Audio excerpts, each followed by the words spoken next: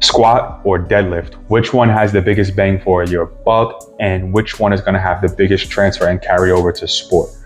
Well, I'm going to answer this as a coach and as a competitor. So first, as a coach, when we talk about carryover to sport, both can have really good carryover. But if I'm looking for an exercise that's going to fit the population of athletes that I have, like sprinters, football players, soccer players, team sports, basketball players, Olympic lifters, I'm going to look at an exercise that is going to train that pattern, build vertical jump height, build your sprint speed, build up your technique, engage all musculature, and has countless variations on how I can do it, from single leg to front rack, back rack, offload. There's so many different variations of the squat that you can use. So I'm going to lean towards squat when it comes to coaching athletes, putting them into my own program for performance-based purposes. Although for many athletes, the deadlift will have a great transfer over as well, it does not engage as much musculature as the squat does, just because the squat actually does have a quad dominant component to it in certain ways that we lift. So whether we do front squat or high bar squat, we're going to be a little bit more quad dominant.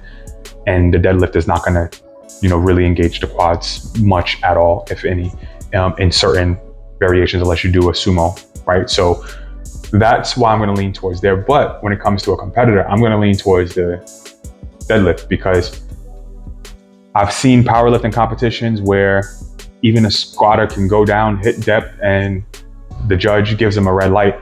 So the squat is much more subjective than the deadlift, because the deadlift, I walk in the gym and I can pick it up, I can't, right?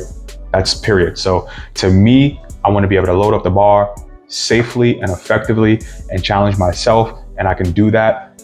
I can cheat a squat, maybe quarter squat, not hit depth, have somebody say, hey, you did, have somebody else say, hey, no, you didn't. Over the deadlift, I either pick it up or I can't. Now, I'm not talking about the herky-jerky type movement. I'm talking about clean, efficient movement, maybe a little bit of shaking.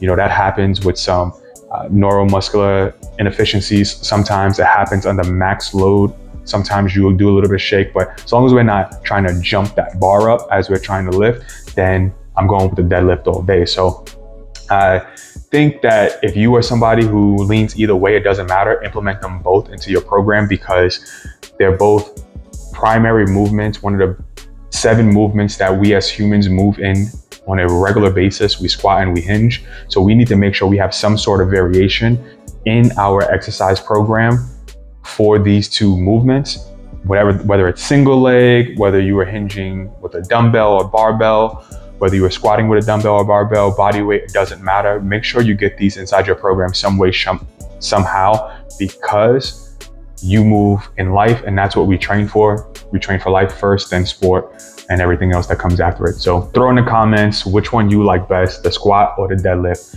and why you actually like it better than the other. And until next time, I'll work with you from yesterday so you can look back and see how far you come. Get better one day, one rep at a time.